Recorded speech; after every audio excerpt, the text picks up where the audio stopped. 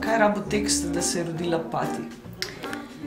Začetna ideja, mislim, to so zgodbe. To so erotične zgodbe, ker je Pedro Almodovar pisal v madridskem časopisu La Luna v 80-ih letih v nadaljevanjih, kot neka vrsta kolumne bi rekla, svobodah na splošno skozi te neke seksualne in telesne svobode, kao neka vrsta alter ega njegovega skozi ta ženski lik oziroma diskotebilno ženski lik.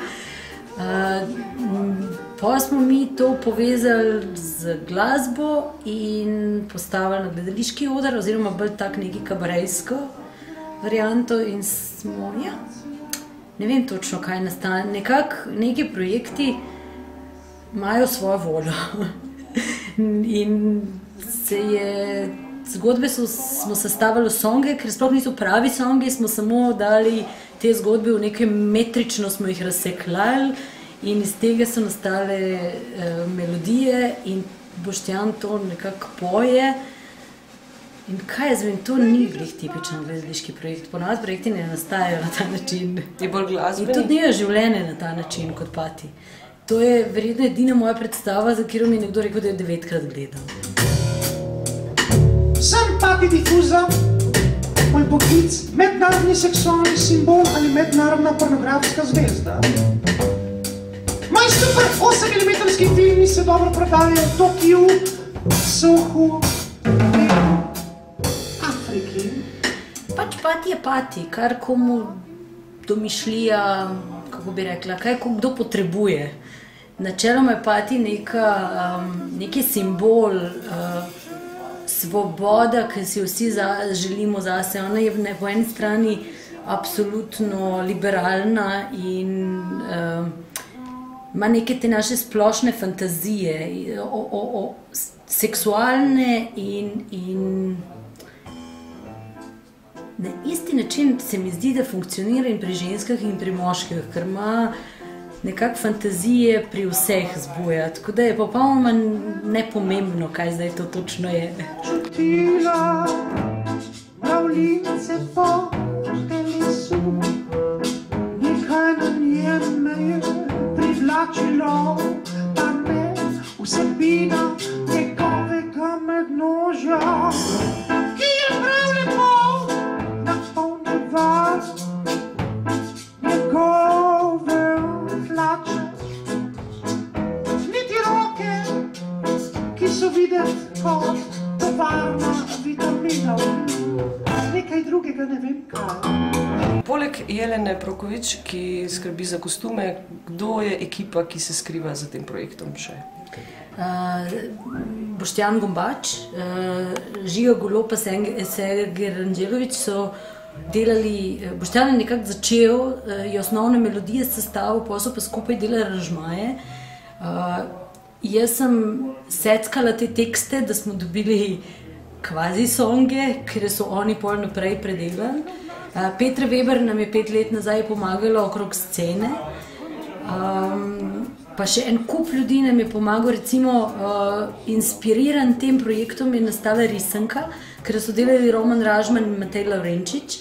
Ki je tudi dobila neko nagrado, ne? Tudi v Milanu je dobila na festivalu kratkega filma nagrado za najboljši kratki film.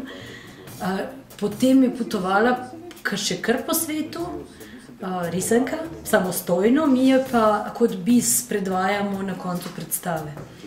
Tako da se je zanimivo že spet, da je projekt se začel z manjšim številom ljudi in naknadno, ker tudi je netipično, ponavadi po premiera je premiera, pa pride publika in to je to.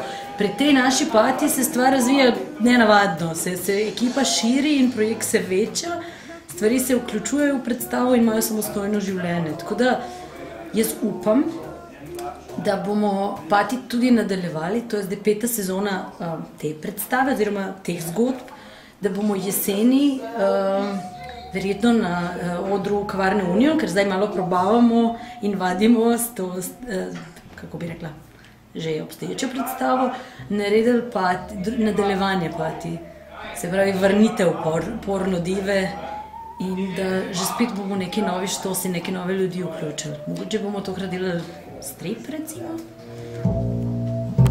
Na ključa, obožujem na ključa,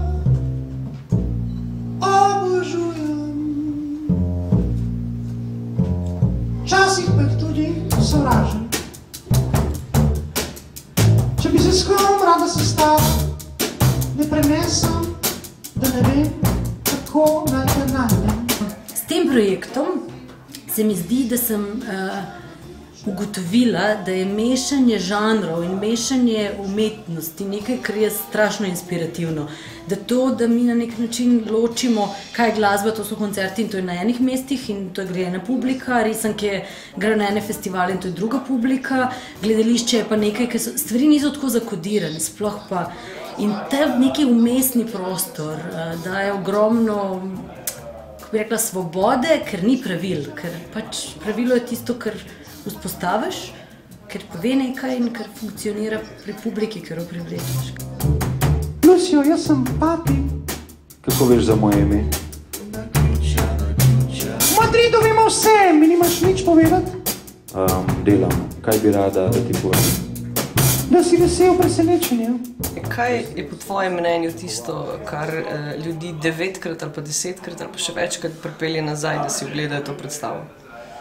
Meni se zdi, da predvsem glasba, ker glasba ima eno komunikacijo posebno. Glasba ne gre v možgane, gre prvo v trebuh, pa nekako v možgane. Tako da se mi zdi, da ta, kako bi rekla, igriva glasba, ki meni ritme pri Pati, je nekaj, kar je tako zelo ta žur, ker te napolni z energijo. Druga stvar, ki se mi zdi, je, da provocira neke naše frustracije, ker smo tle dosti zaprti za neke teme.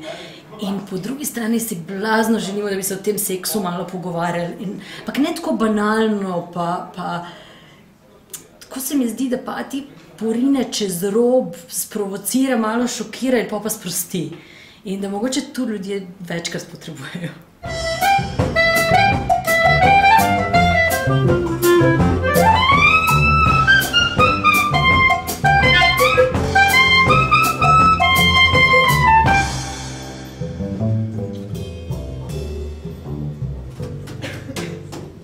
Življenje kot v pornofilmu. Življenje kot